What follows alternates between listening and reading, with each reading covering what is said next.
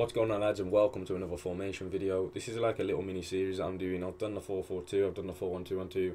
Now it's the 4-2-3-1, but not the 4-3-2-1 as you know it, like that everybody uses constantly, defensive attacking. This is literally a 4-2-3-1 for ultra defensive to see games out. Take into consideration this is to see games out. It is not for anything else. You're not going to score goals with this. This is like the most OP ultra defensive formation I think has ever been in a FIFA game. Now with the new patch as well, it suits it so perfectly. I'll show you what I actually do now. It's not going to be the 5-2-2-1. That's just to get players on chemistry. In ultra defensive, what we want is drop back. Always drop back. I have drop back on every single formation now. It's so effective since the new patch. You need drop back. If you have, say, if you have like team of the year players, Ramos and Varane and stuff, you could probably get away without drop back. But for people with normal teams, just even the normal Ramos and Varane, I would consider drop back definitely instead of balanced. Whip, keep it on 4. You want it really tight. You've got wingers to defend as well, so it's not just like you've got your centre mids to defend, you've also got your wingers coming back, so you've basically got 2 left backs, 2 right backs. Just you've got basically got a left back, a right back and 2 wing backs, so it's really tight and compact. That's exactly what you need to see a game out. Depth, keep it on 3. I have it on 3 personally. I don't want to be like 1 and just camped at the goal line and like shot after shot. What is 3 is good for me because you can actually still win the ball back. That's predominantly what you want to do. You want to win the ball. You don't want him to just have the ball constantly. So that 3 is perfect. Long ball. If you do get out of your defensive phase, if you do want to like actually break quickly, it will be hard because of how defensive it is.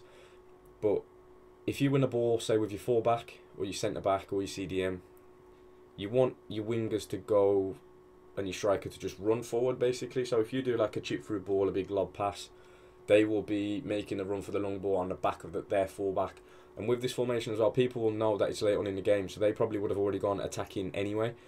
So with them going attacking and you sitting so far back, they will push on and you will have chances to actually counter. You will have chances to do, even if it's not to score a goal, even if it's just to hold the ball in their corner to waste some time, you will get chances with long ball.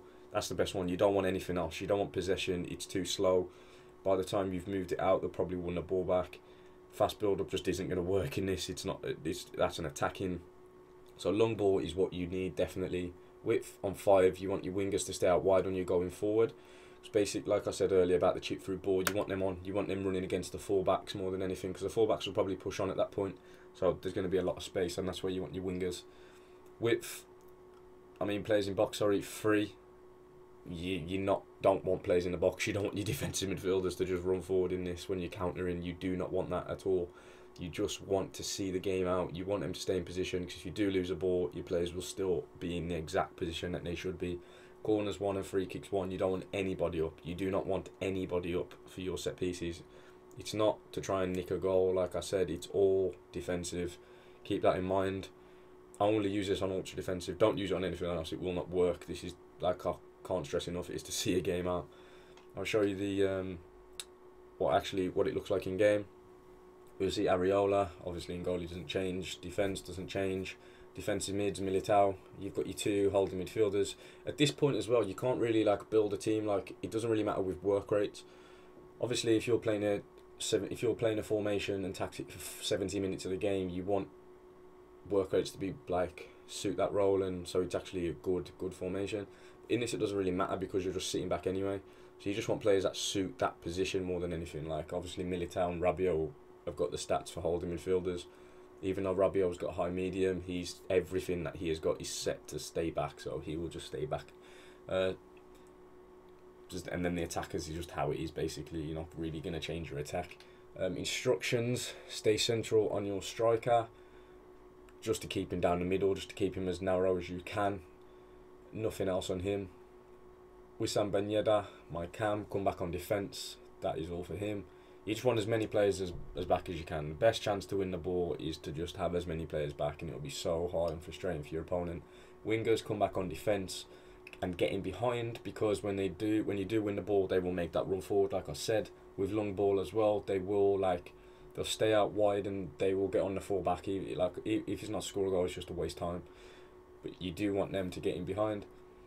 Eder Militao and Rabiot, my holding midfielders, stay back while attacking and cover centre. You don't need to cover wing because you've got your wingers coming back. fall back, stay back while attacking and overlap, stay back while attacking and overlap. Every single formation video I'll say this, keep your fullbacks on overlap. You do not want them running inside. You don't want Tellers running towards Militao, and you don't want Semedo running towards Rabiot. You want them to make, if they do like overlap, they're not going to make runs in this because it's so defensive, but they will just stay out wide basically. You don't want them inverted or balanced. You just want them overlap just to stay out wide. You want them to encourage your players to do the most to stay in their position, and with that it does.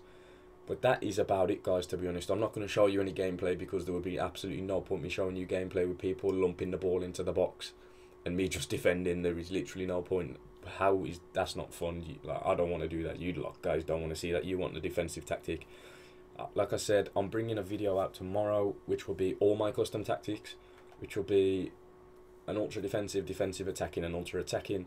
You'll see those. I've already got videos of the 4-4-2 and 4-1-2-1-2 up. The 4-1-2 has changed as it is now ultra attacking instead of attacking. But I will show you exactly what I do, and I'll explain like what I do, like what kind of times, what minutes and stuff I actually do in that. That will help you out, help you guys out a lot. People say, oh, you play with like really good teams. That's my team at the minute. This is my Road to Glory account. I'll show you my record.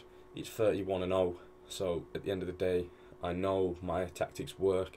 If you stick to the game, basically, if you let the AI defend for you, that you will win games. It will improve your FIFA definitely. If I can do that with this team, you can do that with the teams that you've probably got at this point. Everybody knows what my main team is. It is like an OG meta team, so it's no fun. This is fun playing with like grinding out games. But as you can see, my record that's proof that the tactics work. So yeah, guys, that is that for today. And I will see you guys tomorrow with the rest of my custom tactics videos. Thank you guys, and I'll see you in the next one.